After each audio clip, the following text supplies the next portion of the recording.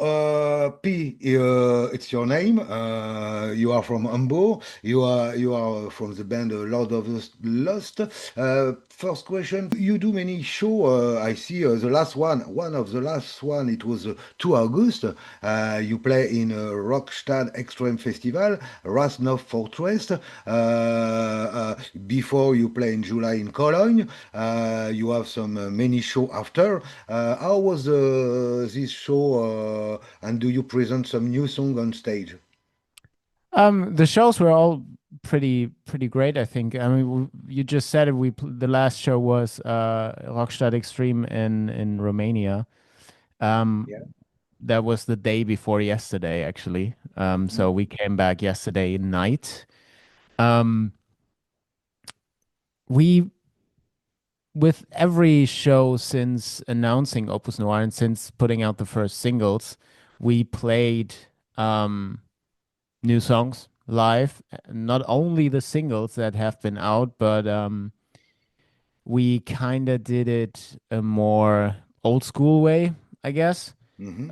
Because I mean, in the past, bands couldn't announce their albums and their new songs and whatnot on social media. They just had to play new stuff and then see if it's good or Yeah. not, then just put it on the album or not. What we did, obviously, we can announce it all, but still, we apart from the all the singles that we put out, we played some songs that aren't even out yet Yes, there during are. the shows. Yeah, sorry. Yeah, yeah. No, no. I just said there are 4 single out Yes, now. we have four singles out. That's correct, I think. Um, but we are, for example, opening the set with a song that's just on the album. That's not even a single, but we think like it's called Moonstruck. But we were like, that's the perfect show opener. Let's just open the show with it. Doesn't matter if anyone knows the song or not. We just want to play it like that, and then people will know the song and like it or not.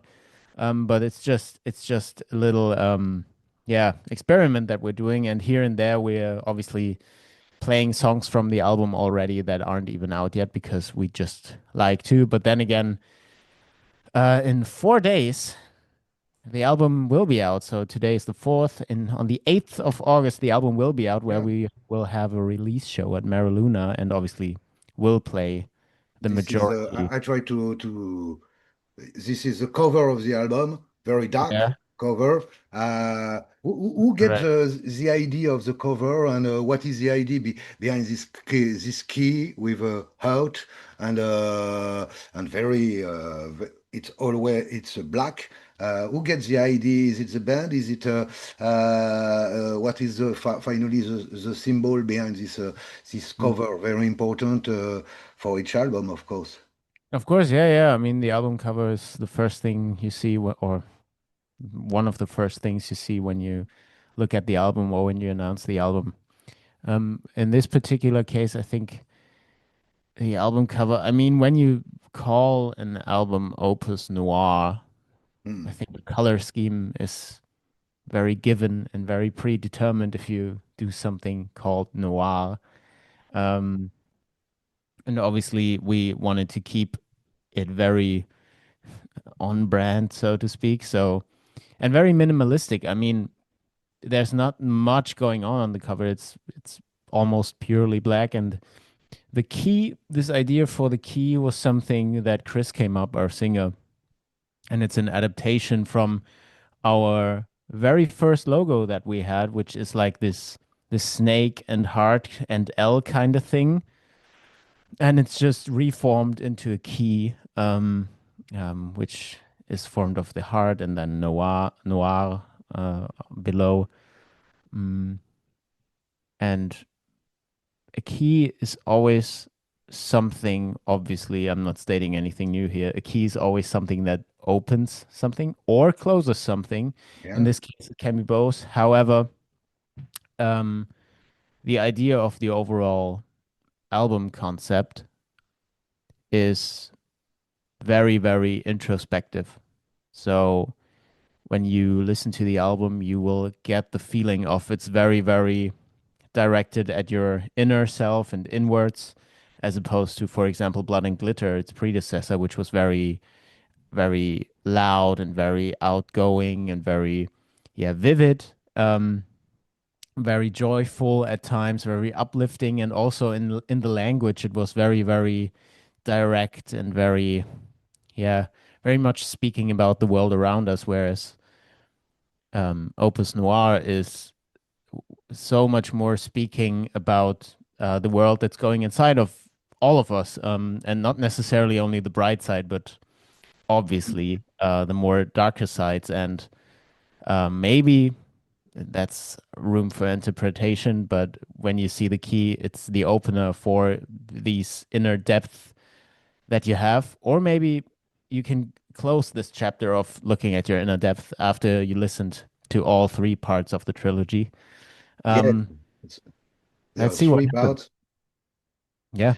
And yes, Chris said that it's a darkness, melancholic, and loneliness album, a sort of a return to the dark core of the band. What pushed you finally to come back? This is very yes. When I listen the album, is very melancholic, very there is a sadness in the music and beautiful song. We will talk about the single after, but a really beautiful song, great song with a huge chorus, great chorus. But what pushed you finally to come back to the, like you said before, it was more heavy, to come back to the dark core of the band? I didn't say it was more heavy before. You What? don't, It wasn't more heavy before. yeah. Um, that's just my feeling. But what ultimately pushed us was nothing more and nothing less than just we want to make an album this way. And I'm sure that's to the people that don't really know us, it's something that they don't really get, but maybe thoroughly enjoy. But when you look at Blood and Glitter, for example, it some people might think it would have been easy to stay this way and to just make another Blood and Glitter, or something like that, because Blood and Glitter was very successful and obviously it did a lot for us. But we felt like everything was said in this aesthetic, in this world, and what we wanted to achieve with Blood and Glitter. Everything was said. So um, what ultimately pushed us was just us wanting to do something really, really opposing to Blood and Glitter. Mhm. So, as with every album, we do something different, and in this case, it's some people call it a return to the darker side. I just think it's uh, an evolution again. I don't want to necessarily call it a return. It's still an evolution. But yeah. Yes, you said that finally it was a kind of trilogy. There will be 33 songs. Will be in three albums, of course. How was the writing of this album? And do you write all the song before, or you will write the song after each album coming out? No, the trilogy is already done. Everything is done. Ah, yes. Okay. Everything. So it's everything completely written, recorded, produced, mixed, mastered, everything. We're So, done with it. so Um, yeah, I suppose it was huge work. You recorded. yeah, of course. Yeah, it's incredible. It was Uh, a lot of work, but we we didn't start writing with the intent of making a trilogy. We just started writing with the intent of making an album that now extended to a trilogy. We always wanted to make an album that is like Opus Noir now in this aesthetic, but we weren't focused on let's write 33 songs for a trilogy. We just thought, okay, let's write songs that fit this narrative. Um, and I think we actively started writing at the beginning of 2024, yeah. uh, with some songs already being in some sort of demo stage here and there before, but the majority was written in 2024, in spring 2024, and later even. Mm, and I guess there was a point where we were like, okay, we have so many songs where we all think these need to be on the album, but it's too many songs for one album. Yeah. But these songs are have the have the purpose to be on this album, and are written like that. Of course, you could rewrite them and change things here and there and make them fit in another context, but these will always be kind of Opus Noir songs, and we really wanted them on this album. So we were like, okay, we've already done a double album in 2021. Yeah. We can't do another double album. Um, would be very obvious. We're not fans of repeating ourselves, so we should do a triple album. Then, when you do a triple album, you have the same problem um, as with, I don't know, writing too many songs and then pushing songs away, almost abandoning songs, because with 33 songs being released at once, no one will listen to every song. Uh-huh. And even though some singles, which are now on trilogy on the trilogy parts 2 and 3, they would have been left behind by listeners because there just isn't that amount of attention towards an album. And Mhm. that's totally okay. No one would really listen to 33 songs consecutively. I wouldn't do it. So for the fun of it as well, we separated it all, which led to more work. Um, yeah, we separated it all into three parts, so 3 times 11 songs. We abandoned one song, so we've written 34 songs, Yeah, but 34. yeah, we put out or will put out 33. Okay, and how do you choose for this first album when you get 33 songs? Was it difficult to choose the first 11 songs that will be on the first album? Yes and no. At times, because we had the idea of with every part there needs to be some kind of artsy ballad experimental song on there. So already you have to separate these songs among the trilogy parts. Then obviously you can't make one part with all the features Hmm. that we have on this album, which is I think 15 features. So you can separate the features among the trilogy parts as well. And then you have to also see, because obviously we started finishing volume one first, the Uh-huh. first volume. You have to see which songs with feature parts can be done um, first, that not only need to be mixed and mastered, but also need to be shot as a music video, because most likely they will be a single. Hmm. And then the feature guests don't have time because they are on tour or they have something different to do and they have time next year to shoot a video or whatever. So this also was part of the decision making. Hmm. So it was a huge puzzle. And also we had this system where we were like, okay, these are the potential openers to the album or to the trilogy parts which we have, and we thought like, okay, which is the album opener? Like which song opens the world? That obviously needs to go in volume Hmm. one. It was a it was n- it was wasn't easy. It wasn't simple, but it was fairly quick. Uh, Even though it wasn't that easy.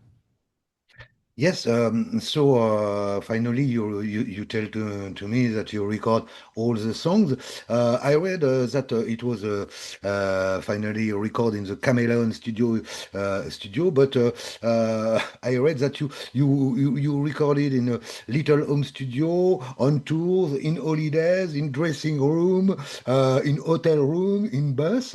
So I suppose it was a little crazy for me to see how do you do that to record in a different place, Mm. and was it a challenge to do that?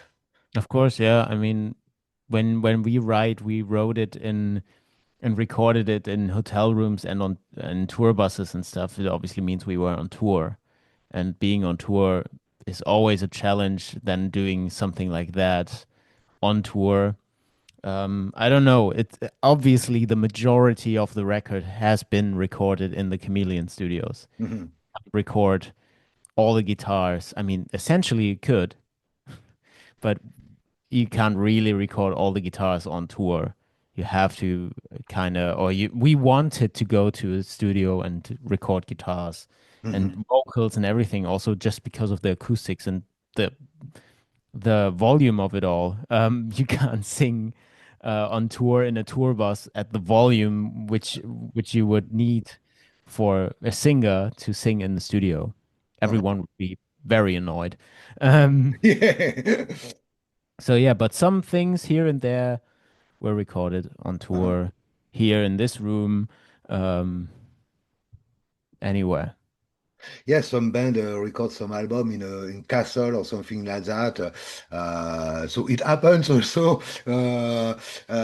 Yes, like I said, there are many singles. The last one is Light Can Only Shine in the Darkness. We with Sharon from Within Temptation, Sharon Den Adel. I see the clip is really beautiful. It's a little movie, something like that. Uh, how was what? How do you choose the songs to get Sharon on? I mean, when you write this song, do you think to Sharon just immediately? Yeah, in this case, yes, actually. It's always a bit different with guests.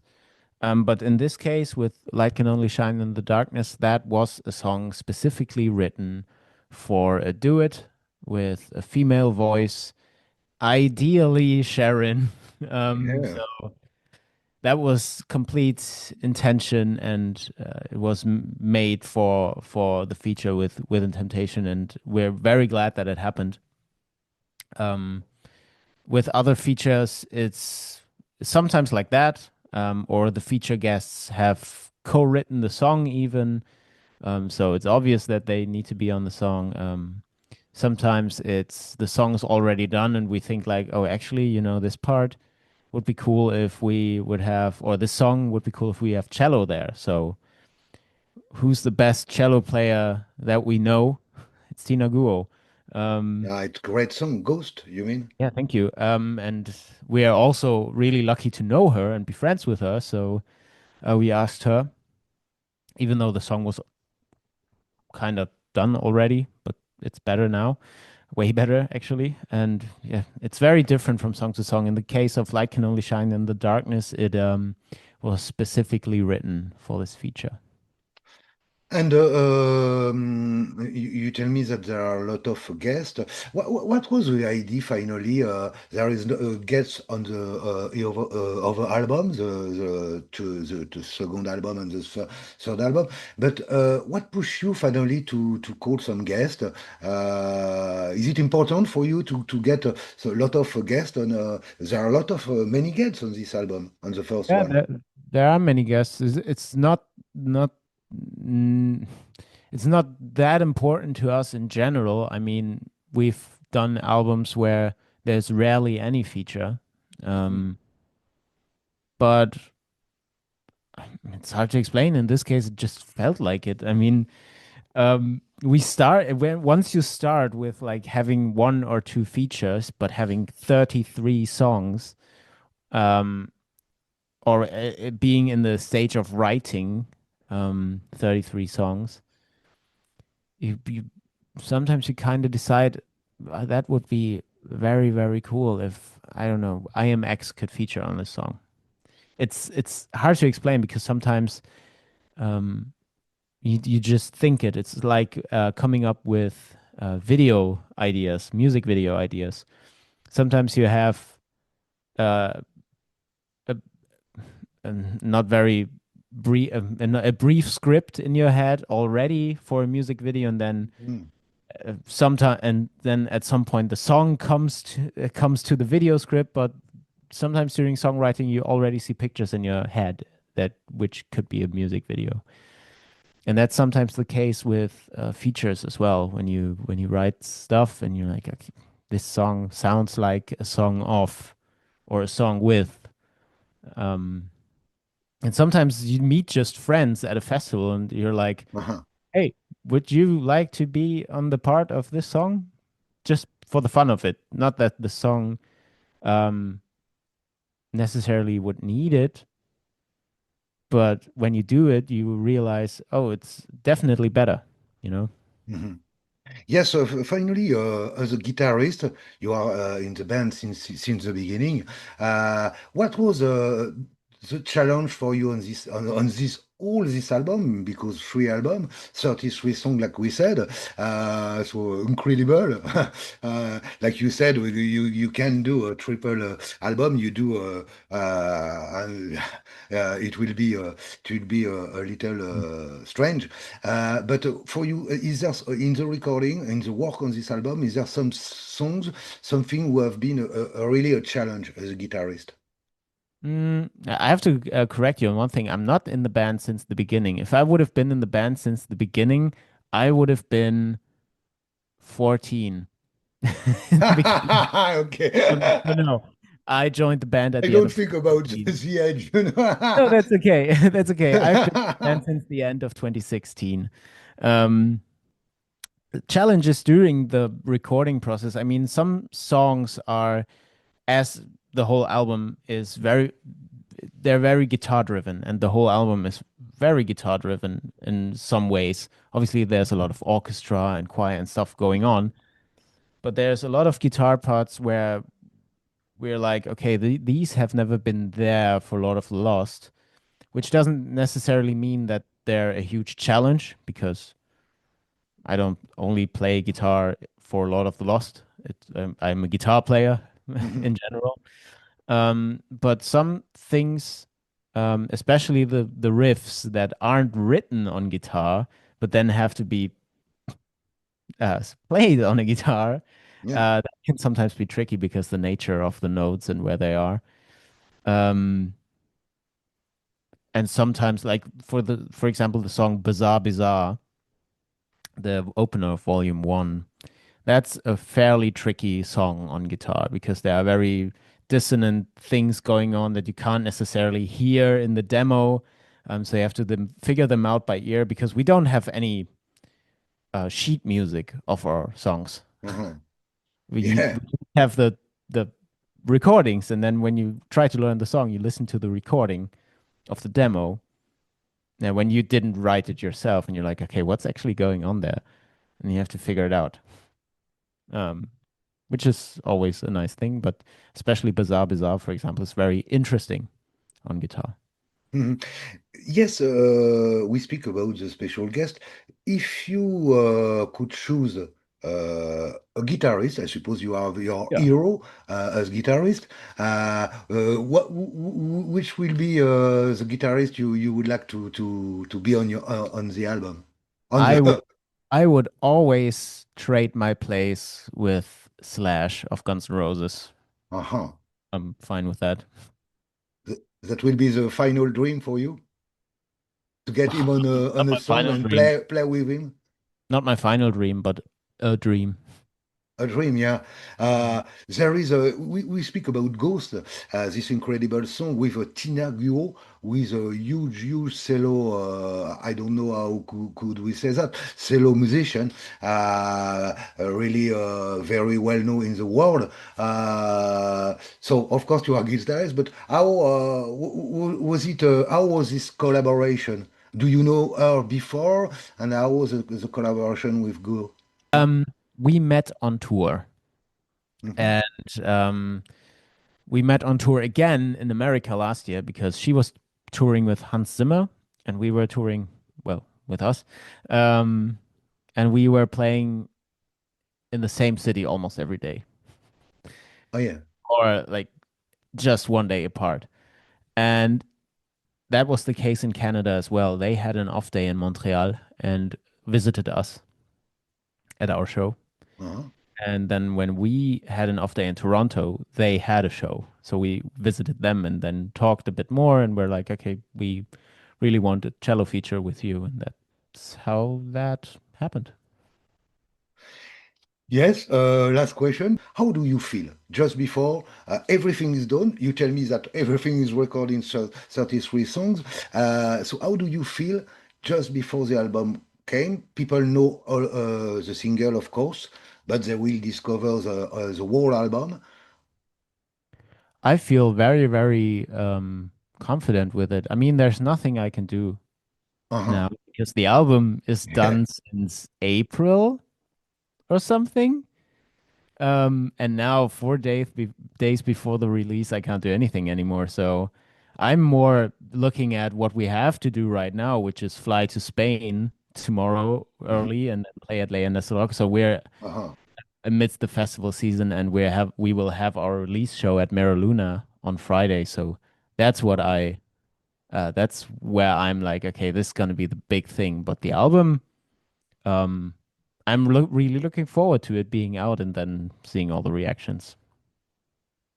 Thank you very much for the interview. Really, Thank you. it was interesting, and I discovered many things. So thank you, and have a nice afternoon Yeah, and evening, you and good too. show in you go in Spain. Good show in Spain. Correct. Yes. Thank you. Thank you very much. Bye bye.